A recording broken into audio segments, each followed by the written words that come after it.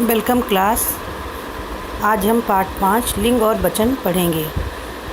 सबसे पहले जैसा कि आपने छोटे क्लासों में पढ़ा है कि 6th 7th में भी पढ़ा है, 5th में भी पढ़ा है, 4th में भी पढ़ा है कि लिंग किसे कहते हैं। संज्ञा के जिस रूप से उसके पुरुष जाति या स्त्री जाति के होने का पता चलता है उसे लिंग कहते हैं। संज्ञा के जिस शब्द से, है ना, संज्ञा के जिस रूप से उसके स्त्री या पुरुष होने का बोध होता है उसे लिंग कहते हैं। लिंग की ये परिभाषा है आपकी, मतलब पुरुष और स्त्री जाति का बोध कराने वाले संज्ञा शब्द होते हैं, उन्हें लिंग कहते हैं। आपकी ये परिभाषा दी है, आप लोग पढ़ेंगे। लिंग के भेद। लिंग के भेद कितने होते हैं? लिंग के 2 भेद होते हैं। अब लिंग के भेदों के बारे में जानेंगे। लिंग के 2 भेद होते हैं, पुल्लिंग, स्त्रीलिंग। पुल्लिंग किसे कहते हैं? जिस शब्द से उसके पुरुष जाति के होने का पता चलता है उसे पुल्लिंग कहते हैं। जैसे जूता, सूरज, चूहा, कुत्ता, शेर, घोड़ा, ताला आदि। ये क्या है? ये सब पुल्लिंग शब्द है, मतलब पुरुष जाति के होने का। जैसे घोड़ा पुरुष जाति का बोध कराता है। ताला पुरुष जाति का बोध कराता है। अब स्त्रीलिंग, जैसे जिस शब्द से उसके स्त्री होने का बोध होता है उसे स्त्रीलिंग कहते हैं। जैसे दादी, चुईया, छतरी, बकरी, चुनरी, लड़की आदि। जो शब्द स्त्रीलिंग होने का बोध कराते हैं, मतलब स्त्री जाति का बोध कराते हैं, वो स्त्रीलिंग कहलाते हैं। जैसे बकरी कहें तो स्त्रीलिंग है, बकरा कहते हैं तो पुल्लिंग आ जाएगा, तो पुरुष जाति का बोध कराता है वो, इसलिए पुल्लिंग हो जाता है। लड़की स्त्रीलिंग है और अगर लड़का कह दें तो पुल्लिंग हो जाता है वो। ये आपकी पुल्लिंग और स्त्रीलिंग की परिभाषाएं हैं, देख लीजिएगा।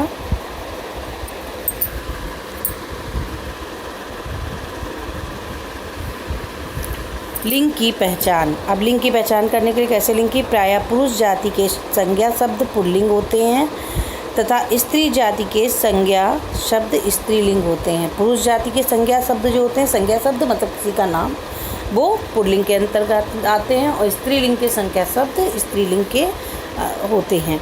हिंदी में लिंग निर्धारण के कुछ नियम हैं, कुछ नियम बताए जा रहे हैं। कभी कभी इनमें अपवाद भी मिलता है, कभी कभी थोड़ा अंतर भी देखने को मिलता है, लेकिन इसके कुछ नियम हैं, उनको देख लीजिए। पहला है पुल्लिंग की पहचान। निम्नलिखित शब्द सदा पुल्लिंग होते हैं। कुछ शब्द ऐसे होते हैं जो सदा पुल्लिंग होते हैं, जैसे भारत, चीन, अमेरिका आदि देशों के नाम हैं, ये सदैव पुल्लिंग होते हैं, मतलब ये देश के नाम सदैव पुल्लिंग होते हैं। दूसरा पॉइंट क्या है लिंग पहचान का? प्रशांत महासागर, हिंद महासागर, अरब सागर आदि सागरों के नाम पुल्लिंग में होते हैं। जितने सागर होते हैं इनके नाम भी पुल्लिंग में होते हैं। तीसरा है आम, अमरूद, केला, सेब आदि वृक्षों के नाम पुल्लिंग में होते हैं। ये नियम बताए जा रहे हैं कि क्या क्या नियम है। ये जो है केला, सेब, अमरूद के जो वृक्ष होते हैं ये सदा पुल्लिंग में प्रयोग इनके नाम किए जाते हैं। चौथा है गेहूँ, जौ, चावल आदि अनाज पुल्लिंग में होते हैं। पांचवा हाथ, पैर, सिर, मुंह, कान आदि शरीर के अंग पुल्लिंग में होते हैं। हाथ, मुंह, पैर, सिर, कान आदि ये शरीर के अंग जो होते हैं ये भी पुल्लिंग शब्द होते हैं। हिमालय, आल्प्स, सतपुड़ा, अरावली आदि पर्वतों के नाम हैं, ये भी पुल्लिंग में होते हैं। पर्वत जो होते हैं ये भी पुल्लिंग में आते हैं। सूर्य, चंद्र, मंगल, बुध, शनि आदि पुल्लिंग में होते हैं। रत्नों के नाम जैसे नीलम, पुखराज, हीरा, मोती, मूंगा आदि पुल्लिंग में होते हैं। दिनों के नाम पुल्लिंग में होते हैं। इन्होंने बताया, पहचान बताई कि ये चीज़ें पुल्लिंग के अंतर्गत आती हैं। आगे देखिए, स्त्रीलिंग की पहचान करने के लिए कुछ नियम बताए गए हैं। देखिए, लिपियों के नाम जैसे देवनागरी, रोमन, गुरुमुखी आदि स्त्रीलिंग होते हैं। यमुना, कावेरी, ब्रह्मपुत्र आदि नदियों के नाम स्त्रीलिंग में होते हैं, नदियों के नाम स्त्रीलिंग में होते हैं। भाषाओं के नाम स्त्रीलिंग में होते हैं। कोई भी भाषा होगी, चाहे वो हिंदी हो, संस्कृत हो, मराठी हो, ये सब स्त्रीलिंग के अंतर्गत आती हैं।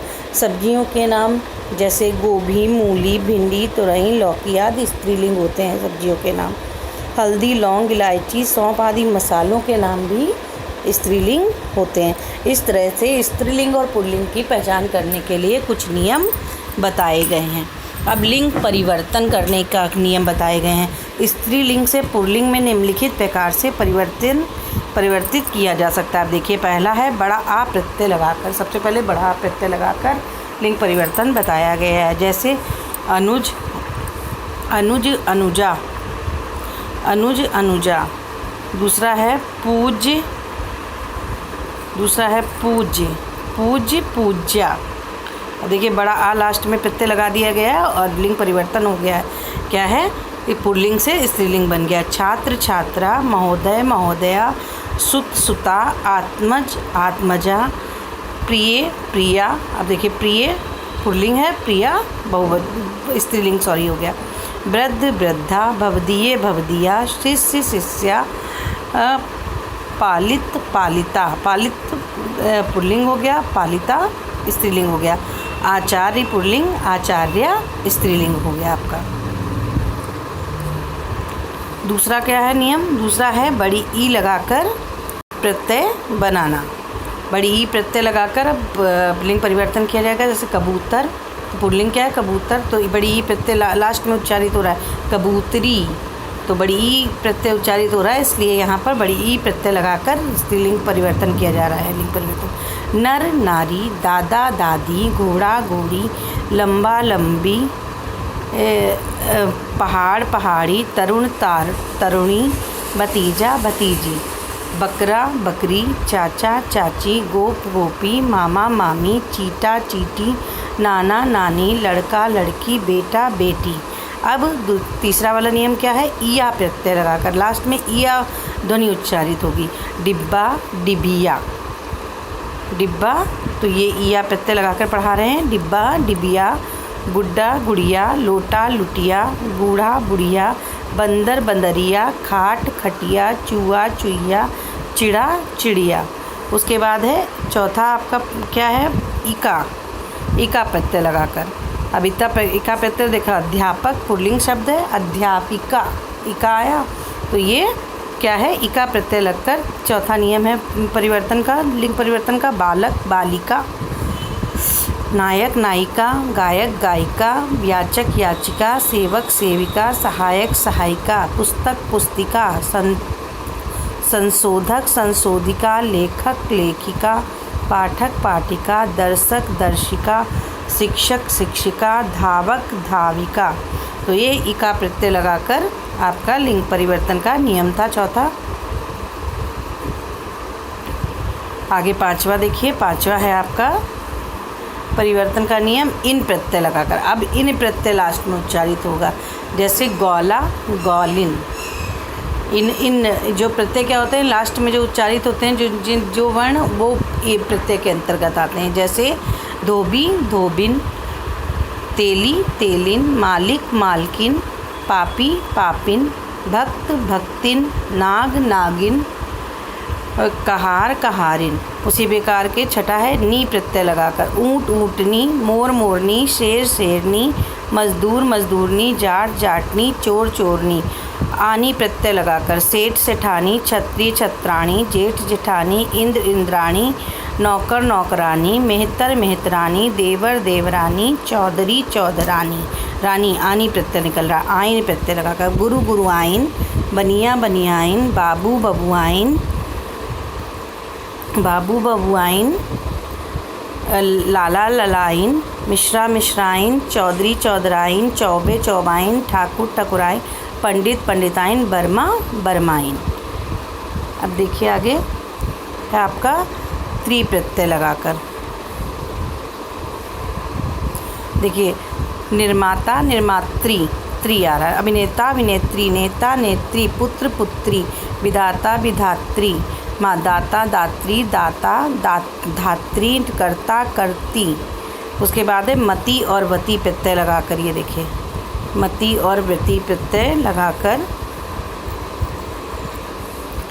रूपवान रूपमती, मति और वती प्रत्यय रखे। गुणवान गुणवती, भगवान भगवती, पुत्रवान पुत्रवती, बुद्धिमान बुद्धिमती, बलवान बलवान बलवती, धनवान धनवती, ज्ञानवान ज्ञानवती। अब 11वां आपका नियम है कुछ प्रचलित स्त्रीलिंग रूढ़ शब्द। कुछ रूढ़ शब्द स्त्रीलिंग प्रचलित है पुराने शब्द। जैसे विद्वान विदुषी, पति पत्नी, राजा रानी, कवि कवित्री, नर नारी, पुत्र पुत्रवधू, भाई भाभी, पिता माता, ससुर सास, बैल गाय, वर वधू, विधुर विधवा। तो इस तरह से आप ये सब सारे जो है याद करेंगे आप लोग और इनको पढ़ेंगे अच्छे से सारे नियम।